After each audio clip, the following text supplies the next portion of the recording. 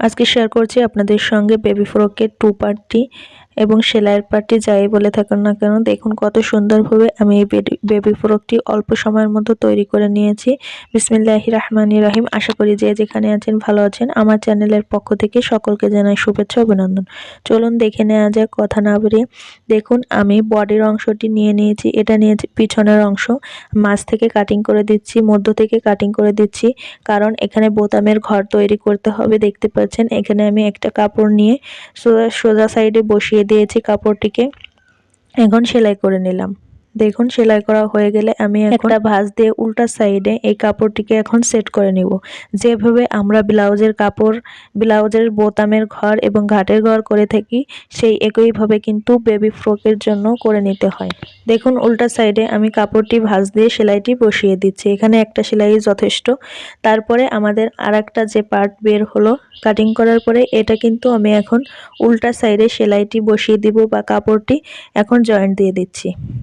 দেখুন এখানে কিন্তু আমি উল্টা সাইডে বসিয়ে কাপড়টিকে ঘুরিয়ে নিয়ে সোজা সাইডে যেখানে জয়েন্টের অংশ আসে সেই জয়েন্টের অংশতে কিন্তু আমি এখানে বসিয়ে দিয়েছি সেলাই দিয়ে। দেখুন এখানে আমি একটু ফিটিং করার জন্য অথবা সেলাই সুবিধার জন্য এখানে আমি একটু সেলাই দিয়ে আটকিয়ে দিচ্ছি, যাতে সেলাই করার সময় খুলে না যায় অথবা সরে না যায়। এভাবে আটকিয়ে নিতে পারেন অথবা পুরাটাও আটকিয়ে নিতে পারেন। দেখুন আমাদের এখন কাঁধের অংশটি সেলাই করে নিব। কিছু পরিমাণ গ্যাপ রেখে এখানে দুইটা কাঁধ একইভাবে ডাবল সেলাই করে নিচ্ছি।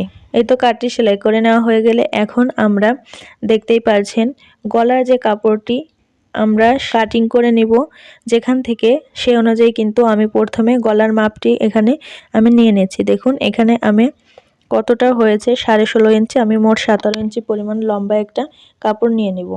দেখুন তখন কিন্তু কাটিং করার সময় আপনাদের সঙ্গে গলার কাপড়টি কোথায় থেকে কাটিং করব সেটা দেখাইনি, এখন দেখিয়ে দিচ্ছি। দেখতেই পাচ্ছেন আমরা যে হাতার কাপড়টি অথবা দেখতেই পাচ্ছেন আরমোলের শেপটি কেটে নিয়েছিলাম, সেই কাপড় থেকে কিন্তু সেই কাটিং থেকে এই কাপড়টি ছিল দুইটা অংশ। দেখতেই পাচ্ছেন এই দুইটা অংশ এখন আমরা এভাবে করে কোনাকুনিভাবে দাগ কেটে কাটিং করে নিচ্ছি গলার জন্য।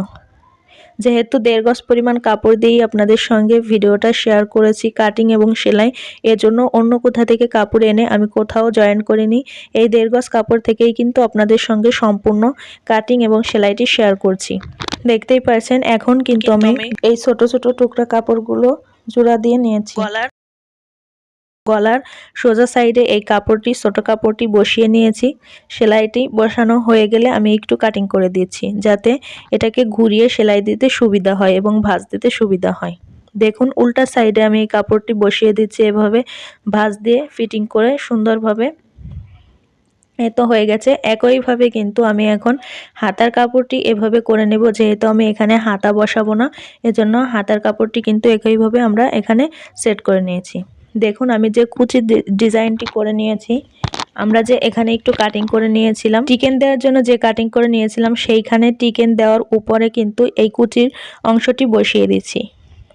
দেখতে পাচ্ছেন উল্টাভাবে কুচিটি বসিয়ে দিয়ে এখন এই যে সোজা সাইডে করে নিলাম। দেখতেই পাচ্ছেন এভাবে করে দুইটা সাইডের কুচি কিন্তু আমরা একইভাবে বসিয়ে নেব।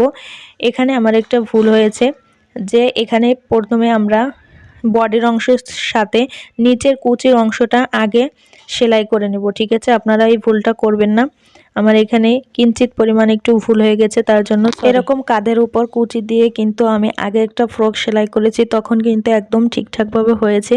কি জানি এরকম কেন হয়ে গেল, এবার আমি করার সময় বুঝতে পেরেছি যে আমার কোথাও মনে হয় একটা ঝামেলা হবে সেলাইয়ের সময় বডির অংশ, ঠিক তাই হলো। আর এখন আমি ফিতাটি বসিয়ে নিচ্ছি কোমরের অংশে। এখন আমরা বডির মেজারমেন্ট অনুযায়ী কিন্তু বডিটি সেলাই করে নেব। এখন কিন্তু প্রায় আমাদের সেলাইয়ের কাজটি শেষ। এখন কিন্তু শুধু বডির মেজারমেন্টটা সেলাই করে দিলেই কিন্তু আমাদের ফ্রকটি প্রায় হয়ে যাবে, শুধু নিচের সেলাইটি বাকি থাকবে। ভিডিওটা ভালো লাগলে ফ্যামিলি অ্যান্ড ফ্রেন্ডদের সঙ্গে শেয়ার করবেন, আশা করি এতে আমার কাজ করার আগ্রহতা বাড়বে। দেখুন নিচের অংশটি এখন কিন্তু আমি একটা চাপটা ভাঁজ দিয়ে সেলাই করে নিয়েছি, যেহেতু এখানে আমি 2 ইঞ্চি পরিমাণ কাপড় এক্সট্রা রেখেছিলাম। আর সেলাইয়ের ভুলটা কিন্তু আপনাদের সঙ্গে শেয়ার করার একটাই কারণ, যে আপনারা ভুলটা বুঝতে পারেন যে কুচিটা আগে দিয়ে নিতে হবে, তারপরে ডিজাইনের কুচিটা পরে দিয়ে নিতে হবে। দেখতেই পাচ্ছেন কত সুন্দর করে এই ফ্রকটি আমি করে নিয়েছি। আপনারাও চাইলে আপনার বেবির জন্য এই সুন্দর ফ্রকটি এভাবে কাটিং এবং সেলাই করে নিতে পারেন খুব সহজে অল্প সময়ের মধ্যে। ভিডিওটা ভালো লাগলে চ্যানেলটি সাবস্ক্রাইব করে রাখবেন, পাশে থাকা বেল বাটনটি প্রেস করে দিবেন যাতে করে নতুন কোনো ভিডিওর নোটিফিকেশন পৌঁছে যায় আপনার কাছে সবার আগে। আজ এখানেই বিদায় নিচ্ছি। সকলে সুস্থ থাকুন, ভালো থাকুন। আল্লাহ হাফেজ।